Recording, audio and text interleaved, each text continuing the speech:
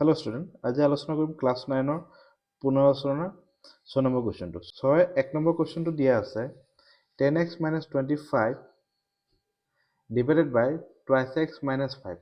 চ' আমি এইটো কেনেকৈ কৰিম? আমি এইটো এনেকৈ কৰিব পাৰোঁনে 10x - 25 ডিভাইডেড বাই যিহেতু আছে আমি কি লিখিম 2x - 5 এনেকৈ কৰিম। এতিয়া চোৱা আমি এইটো ইজি এনেকুৱা লিখিব পাৰোঁনে চোৱা এইটো আমি চোৱা এই 10xৰ পৰা আৰু এই 25ৰ পৰা আমি 5 এটা কমন ল'ব পাৰোঁ। 5 এটা কমন ল'লে কি থাকিব ইয়াত 2x থাকিব মাইনাছ কি থাকিব 25ত কি থাকে 25ত আমি এনেকৈ লিখিব পাৰোঁনে 5 × 5 লিখিব পাৰোঁ। তেতিয়াহ'লে কি থাকিব 5 এটা থাকিব। ইয়াততো অলৰেডি আছে 2x - 5। এতিয়া চোৱা এই 2x - 5ৰ লগত এইটো আমি কেঞ্চেল কৰিলোঁ। এতিয়া থাকিলে কি অনলি 5। গতিকে এনচাৰ কি হ'ব এইটোৱে হ'ব। একেবাৰে ইজি হয়, দেখা তেনেকুৱা লাগে বহুত হাৰ্ড হ'ব, গতিকে একো হাৰ্ড নহয়, নিয়মমতে গুচি গ'লে একো নাই। ঠিক আছে, কি কৰিলোঁ ডিভাইড আছে কাৰণে আমি ডিভাইড চিন দি দিলোঁ। তাৰপিছত কি কৰিলোঁ চোৱা এই 10xৰ পৰা আৰু 25ৰ পৰা কি কৰিলোঁ 5 এটা কমন ল'লোঁ। কি থাকিলে ইয়াত 2x থাকিলে আৰু -5 থাকিলে। তেতিয়াহ'লে এইটো আৰু এইটো একেই আছে, তেতিয়াহ'লে আমি ওপৰৰ তললৈ কেঞ্চেল কৰিব পাৰোঁ। থাকিলে কি এই 5টো থাকিলে এইটো এনচাৰ। 2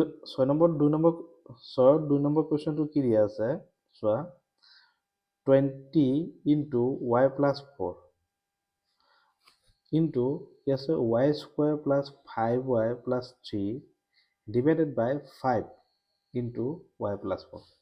ঠিক আছে, আমি এইটো ডিভাইড কৰি লওঁ। কেনেকৈ ডিভাইড কৰিম 20y + 4 আকৌ y² + 5y + 3।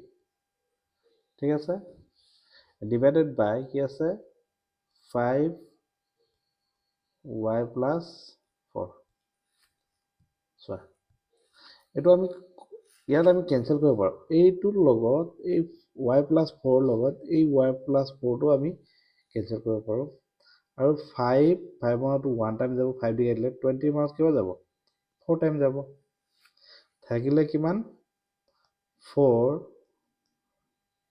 + 5y + 3। ইয়াত ব্ৰেকেট থাকি গ'ল। ঠিক আছে, ক্ল'জ ব্ৰেকেট। গতিকে এনচাৰ এইটোৱে হ'ব আৰু বেলেগ একো আনচাৰ নাই। একেবাৰে ইজি চোৱা ডিভাইড আছে কাৰণে আমি ডিভাইড চিম্বলটো দিলোঁ। এইটো ডিভাইড চিম্বলটো দিলোঁ। ঠিক আছে, তাৰপিছত কি কৰিলোঁ এই 20ৰ লগত কি কৰিলোঁ এই 5টো কেঞ্চেল কৰিলোঁ। আকৌ এইটো চোৱা y + 4 লগত মই হাইলাইট কৰি দিছোঁ। y + 4টো আমি কেঞ্চেল কৰিলোঁ। থাকিলে কিমান এইটো থাকিলে এইখিনি থাকিলে, গতিকে এইখিনি ডাইৰেক্ট লিখি দিলোঁ।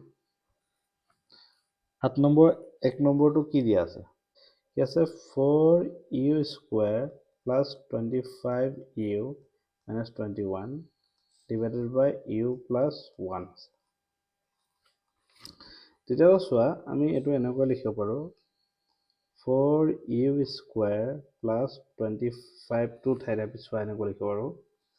এতিয়া আমি মিডিল টাৰ্মটো ফেক্টৰাইজ কৰিম। মাজত কি আছে এই যোনটো মাজৰ সংখ্যাটো যে আমি ভাঙিম এনেকুৱা এটা নাম্বাৰ ল'ম যাতে এই 4 আৰু 25ৰ পূৰণফলৰ সমান হয়।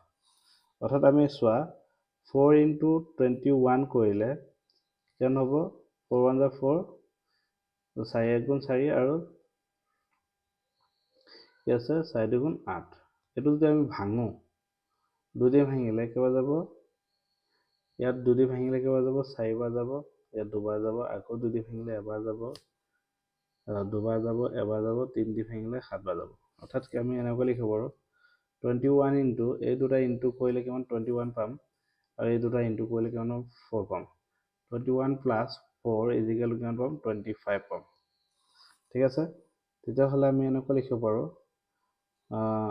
21u + 4u প্লাছ কিমান আছে 21 ধৰ কি আছে u প্লাছ 1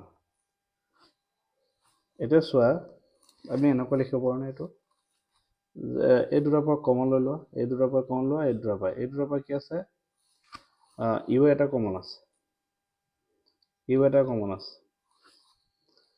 তেতিয়াহ'লে আমি এনেকুৱা লিখিব পাৰোঁ u কমন লৈ লোৱা ইয়াত কি থাকিব 4u থাকিব প্লাছ 21 থাকিব আকৌ ইয়াৰ পৰা একো ল'ব নোৱাৰা মানে প্লাছ 1 এটা ল'ব পাৰা তেতিয়াহ'লে কি থাকিব 4u প্লাছ 1 21 তাত কি থাকিব u প্লাছ 1 থাকিব তেতিয়াহ'লে চোৱা 4u প্লাছ 21 আৰু কি থাকিব u প্লাছ 1 আকৌ u প্লাছ 1 এটা চোৱা আমি এইটো কি কৰো u প্লাছ 1 ৰ লগত u প্লাছ 1 টো কেনসেল কৰি দিলো থাকিলে কিমান 4u প্লাছ 21 গতিকে আনসাৰ কি হ'ব এইটো হ'ব হাতত 2 নম্বৰ কোৱেশ্চনটো কি দিয়া আছে m square minus 14m minus 32 divided by কি দিয়া আছে m plus 2 ঠিক আছে আমি এইটো কৈ চাওঁ এই ওপৰ ৰাশিটো যোনটো m square minus 14m minus 32 টো আমি কি কৰিম ফেক্টৰাইজ কৰিম মিডল টাৰ্মটো ফেক্টৰাইজ কৰিম অৰ্থাৎ 32 টো আমি ভাঙিলে 2 দি ভাঙিলে কিমান যাব 16 বাৰ যাব আকৌ 2 দি ভাঙিলে 8 বাৰ যাব 2 দি ভাঙিলে 4 বাৰ যাব আৰু 2 দি ভাঙিলে কিমান যাব 2 বাৰ যাব এনেকুৱা এটা নম্বৰ ল'ব লাগে যাতে প্লাস মাইনাস কৰি 14 পাম 2 দুগুণ 4 4 দুগুণ 8 8 দুগুণ 16 16 মাইনাস 2 কৰো তেতিয়ালে আমি কিমান পাম 14 পাম গতিকে আমি এনেকুৱা লিখিব পাৰো নে এটো চোৱা m স্কয়াৰ minus 16 minus 2 লিখিব পাৰো m minus 32 এটা চোৱা এটো এটা সংখ্যা যে এটো লগত 16 লগত 2 ইনটু কৰিলে 32 পাম আকৌ 16 ৰ পৰা 2 মাইনাস কৰিলে 14 পাম গতে হেনেকৈ পাব লাগিব m plus 2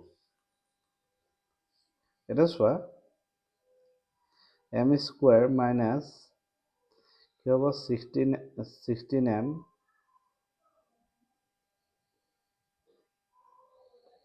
16m আকৌ এই মাইনাসে কি হ'ব প্লাস হৈ যাব কি হ'ব টুৱাইছ m minus 32 তলত কি আছে m plus 2 তো m এটা যদি কমন লোৱা কি থাকিব m থাকিব মাইনাস কি থাকিব 16 থাকিব আকৌ ইয়াৰ পৰা যদি 2 এটা কমন ললে কি থাকিব m থাকিব মাইনাস কি থাকিব 16 থাকিব এটো কি থাকিব m plus 2 এটা চোৱা m minus 16 এটা কমন লোৱা মানে কি আছে চোৱা এইটো m minus 16 আকৌ m minus 16 এটা কমন ললে কি থাকিব এটো চাই থাকিব m plus 2 থাকিব তলতো আছে m plus 2 অলৰেডি তেতিয়া হলে এই দুটাৰ লগত এটো কেনসেল কৰিব পাৰে ইজিক্যালি কি থাকিলে m minus 16 গতিকে आंसर এটোই হ'ব যদি ভিডিওটো ভাল লাগে লাইক কৰিবা শেয়াৰ কৰিবা লগতে কমেন্ট কৰিবা